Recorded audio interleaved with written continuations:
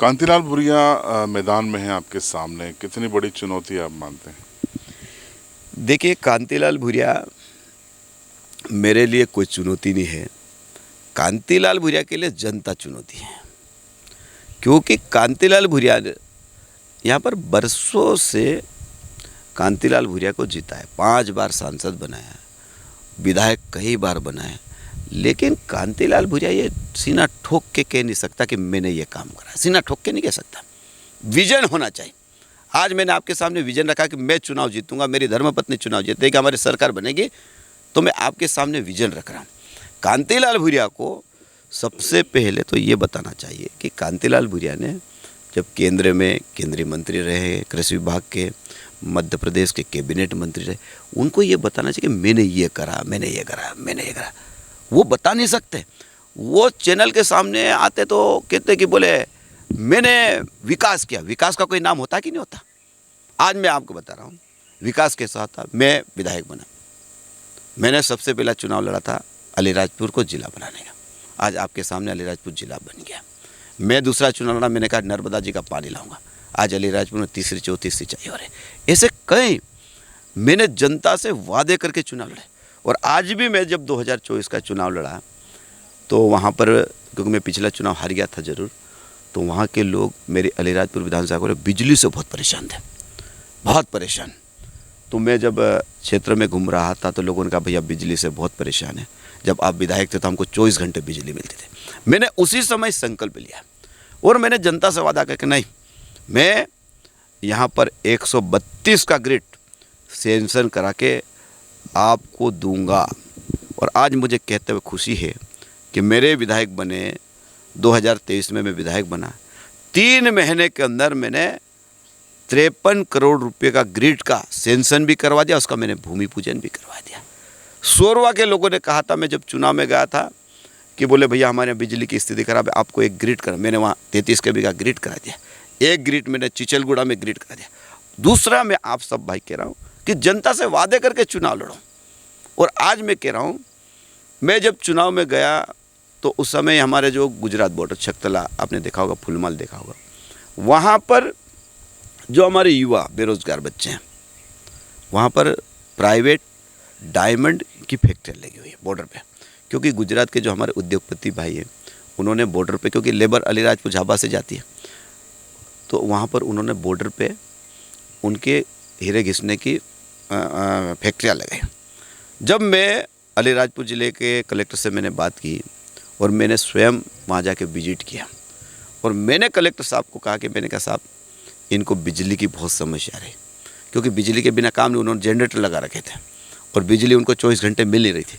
मैंने उस दिन संकल्प लिया था कि मैं आने वाले समय में जब विधायक बनूंगा, सरकार बनेगी, छकतला में हीरा उद्योग खोलूँगा। और आज मुझे कहते हुए खुशी है कि जब मेरे 3 महीने इस कार्यकाल के पूरे हुए, मैंने वहाँ पर औद्योगिक क्षेत्र के लिए ज़मीन भी आवंटित करा दी और उसके डेवलप के लिए बिजली, पानी, सड़क, उसके लिए पैसा भी आ गया और उसका टेंडर भी लग गया। इसको कहते हैं मिशन, इसको कहते हैं काम। और मैं आपको इस चैनल के माध्यम से कहना चाहता हूँ कि मैंने अलीराजपुर ज़िले में जितने भी वादे मैंने किए थे 5 साल के, मैंने सारे वादे 3 महीने में पूरे कर दिए। और इसलिए मैं कहना चाहता हूँ इस चैनल के माध्यम से कि विकास क्या होता है। मैंने अलीराजपुर ज़िले में मैंने 350 करोड़ रुपए के 3 महीने में काम करे हैं और मैंने सारे भूमि पूजन करके चालू कर दिए।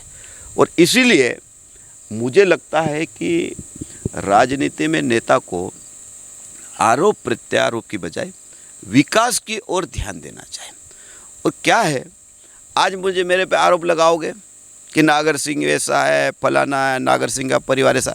मैं आपको इस चैनल के माध्यम से पूछना चाहता हूँ कि आज मैं 20-25 साल से अलीराजपुर ज़िले में रह रहा हूँ, मैं पैदा हुआ हूँ, बड़ा। क्या अलीराजपुर ज़िले की जनता मुझे नहीं जानती?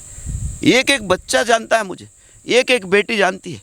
और वही जनता जब हम 5 साल बाद चुनाव में जाते हैं, वही जनता वोट देके विधानसभा का मुझे प्रमाण पत्र दिया है।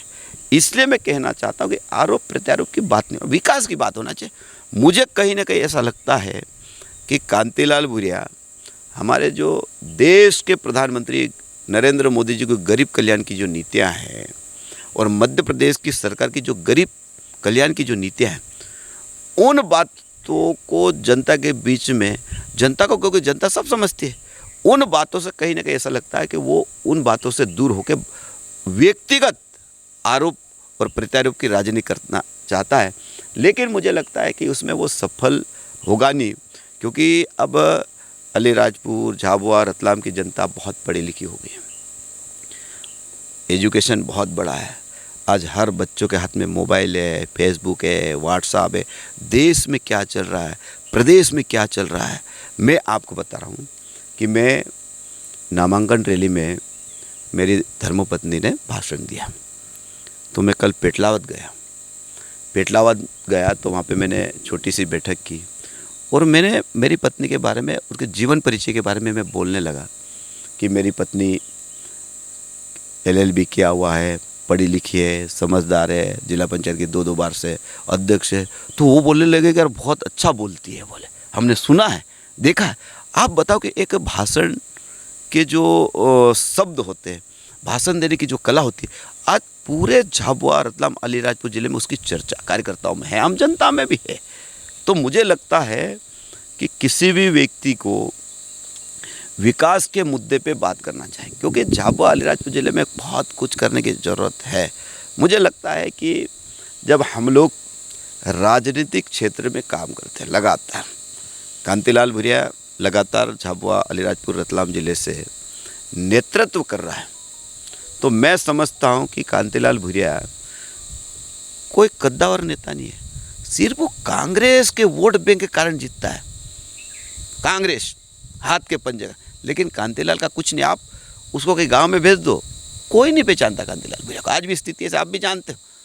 लेकिन मैं चाहता हूं कि अब झाबुआ, अलीराजपुर, रतलाम जिले की जनता बहुत अच्छे समझती है, और मोदी जी ने जिस प्रकार इस देश के लिए, राष्ट्र, ये चुनाव व्यक्ति का चुनाव नहीं है, देश का चुनाव, राष्ट्र का चुनाव। और आप देख रहे होंगे जिस प्रकार आज अयोध्या में भव्य राम मंदिर का निर्माण हुआ, कांग्रेस के जो नेता है उनको, जो हमारे राम जन्मभूमि के जो ट्रस्टी है, उन्होंने निमंत्रण दिया, भूमि पूजन का निमंत्रण, उसको भी ठुकराया। जब उसका उद्घाटन हुआ, उस निमंत्रण को ठुकराया। तो मुझे लगता है कि अब समय आ गया है कि जो हमारे आस्था का केंद्र है भगवान श्री राम जी, उनका जो अपमान किया, उनके निमंत्रण का अपमान किया है, उसका बदला आने वाले समय में जब लोकसभा का चुनाव की जब 13 तारीख होगी, तो मुझे लगता है कि जनता उसके खिलाफ वोट डालेगी, क्योंकि देश का अपमान है, हिंदू राष्ट्र का अपमान, हिंदुत्व का अपमान है, और ये कांग्रेस ने किया है। तो इसका बदला मुझे लगता है कि इस देश की जनता और झाबुआ, अलीराजपुर जिले की जनता 13 तारीख को भारतीय जनता पार्टी का कमल बटन दबा के बदला लेगी। अंतिम सवाल, राहुल गांधी आ रहे हैं आपके क्षेत्र में जोबट में 6 तारीख को। देखिए, राहुल गांधी जहाँ पर भी जाते हैं वो कहीं न कहीं ऐसा मुद्दा देके जाएंगे, आप देख लेना, कि वो पूरे देश में, पूरे प्रदेश में चर्चा का विषय बनेगा। लेकिन अब राहुल गांधी को इस देश की जनता ने नकार चुके हैं। आप देख रहे होंगे राहुल गांधी चुनाव कहाँ से लड़ रहे हैं, केरल के वायनाड से चुनाव लड़ रहे हैं। वहाँ पे कौन रहता है, वहाँ पे मुस्लिम समाज, क्रिश्चियन समाज, क्योंकि हिंदू समाज ने राहुल गांधी को नकार दिया, इसीलिए वो भग के वो केरल जाके सुरक्षित सीट पे, जहाँ मुस्लिम समाज के लोग, क्रिश्चियन समाज के लोग, वहाँ जाके चुनाव लड़ रहा है। मुझे लगता है इससे कि पूरे देश की हिंदू समाज की जो हमारी जनता है, जो सनातन को मानने वाली जनता है, राहुल गांधी को नकार चुकी है, इसलिए ऐसी जगह जाके वो चुनाव। पिछली बार भी आपने देखा होगा 2019 का चुनाव, रायबरेली से वो कितने वोटों से हारा है, अमेठी से लड़ा है, वो हजारों वोटों से हारा है। इसलिए अब मुझे लगता है कि देश की जनता ने राहुल गांधी के जो भाषण है, बात में कोई विश्वास करते, मजाक के तौर पे लेते उसको। इसलिए जोबट में भी 6 तारीख का, मुझे नहीं लगता है कि जनता उस पर विश्वास करेगी। तो आपने नागर सिंह चौहान साहब के इस इंटरव्यू को सुना। इस इंटरव्यू पर आपकी राय कमेंट बॉक्स में जरूर दीजिए। चैनल पर नए हैं तो सब्सक्राइब कीजिए, बेल आइकन दबाइए।